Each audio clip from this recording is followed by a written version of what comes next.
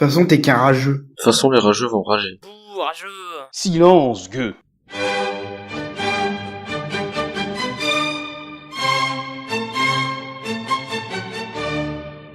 Voilà braves gens, comme annoncé précédemment, il est temps d'aborder le cas de rageux. D'abord une petite remise à niveau. Rageux, tel qu'employé de nos jours, vient du verbe rager. Oui, ce verbe existe. Il se définit ainsi: être en proie à une violente irritation, à une mauvaise humeur hargneuse. Exemple, il rageait de ne pouvoir rien faire. Pour l'anecdote, il y a aussi le verbe pester qui est un synonyme puisqu'il signifie manifester sa mauvaise humeur, son mécontentement à l'encontre de quelqu'un, de quelque chose, par des paroles injurieuses. Exemple, pester contre le mauvais temps. Vous pouvez donc utiliser pester au lieu de rager. Vous pourrez ainsi vous distinguer du commun des mortels qui ne font que vomir de façon assez machinale et lamentable ce qu'ils ont entendu. Voilà pour la mise au point. Il est donc tout à fait acceptable de dire Mathias, arrête de rager, sans commettre un impair de français impardonnable qui ne mériterait pas autre chose que la potence. Néanmoins, je vais revenir sur le cœur du sujet, l'expression rageux. J'y mets des guillemets, il faut toujours mettre des guillemets aux choses qui n'existent pas ou qui ne devraient pas exister. D'abord, à défaut de savoir qui est le sinistre crétin qui a décrété que ce mot devait devenir l'expression infâme servant à désigner, je cite, les gens qui ragent, j'aimerais savoir pourquoi par l'enfer vous l'utilisez bêtement. Cela ne veut strictement rien dire. Ou parce qu'il a cherché, l'esprit éclairé qui a pondu cette expression stupide a oublié un détail d'importance, la rage. Oui, la rage, la maladie. Si on reprend par exemple le mot pester, l'adjectif pesteux ne désigne pas quelqu'un qui manifeste sa mauvaise humeur comme indiqué dans la définition, mais bien quelqu'un qui est atteint par la peste. Donc par analogie, quand vous traitez quelqu'un de rageux, vous ne dites pas qu'il manifeste sa mauvaise humeur, vous dites qu'il est atteint par la rage. Je ne saurais dire pourquoi, mais je ne pense pas que c'était l'idée poursuivie. Et c'est la seule utilisation cohérente que l'on peut donner à cette expression, puisqu'en soi elle n'existe même pas en français correct. Comme si ça ne suffisait pas,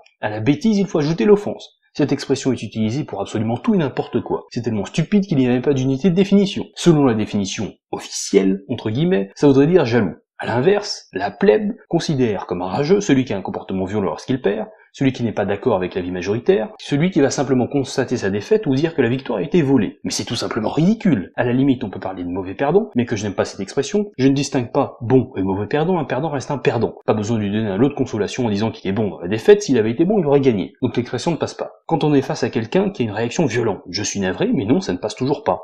Ce n'est pas parce qu'on rajoute le suffixe « e » à des mots existants que les nouveaux vont acquérir une légitimité et vouloir dire quelque chose. Sinon demain tout le monde fait pareil et on se retrouve avec enrageux, critiqueux ou je ne sais quelle autre horreur ne voulant rien dire. Vous avez déjà du mal à parler ou écrire correctement le français que vous êtes censé maîtriser. N'allez pas vous rendre la tâche plus dure en inventant des inepties. J'ai un ami qui aime bien dire « J'entends pas les rageux ». On y est. Voilà exactement pourquoi cette expression odieuse est le plus souvent utilisée. C'est encore un moyen lamentable d'éviter une discussion dont on ne veut pas, parce que l'on sait que l'on ne pourra pas l'assumer. Quelqu'un dit quelque chose qui dérange, pas de souci. On lui balance un petit rageux, et c'est fini. On a sorti le joker que les lâches prennent toujours soin d'avoir dans leur jeu, vous savez, la carte qui bat toutes les autres, même l'as, et qu'on n'a normalement pas le droit d'utiliser. Bon. Alors quant à savoir quoi répondre face à quelqu'un qui vous sort rageux, je n'ai pas de baguette magique. Face à quelqu'un de malhonnête, la meilleure solution c'est de ne pas lui répondre, puisque comme le dit bien l'expression, se justifier c'est plaider coupable, et donc lui donner raison. Alors évidemment, l'autre va vous dire T'as rien à dire? Normal, j'ai raison, t'es un rageux, c'est tout. Lui répondre que vous ne voulez pas vous abaisser à son niveau devrait suffire, sinon mettez votre victoire là où il ne pourra jamais l'atteindre, dans votre cœur. Je devais m'en tenir là parce que ça commence à devenir débordant de sentimentalisme, c'est écœurant. La prochaine fois ce sera une vidéo sur les vêtements, plus précisément les jeans troués, et le prochain mot sera intolérant. Sur ce brave Jean, je vous salue bien bas, à bientôt.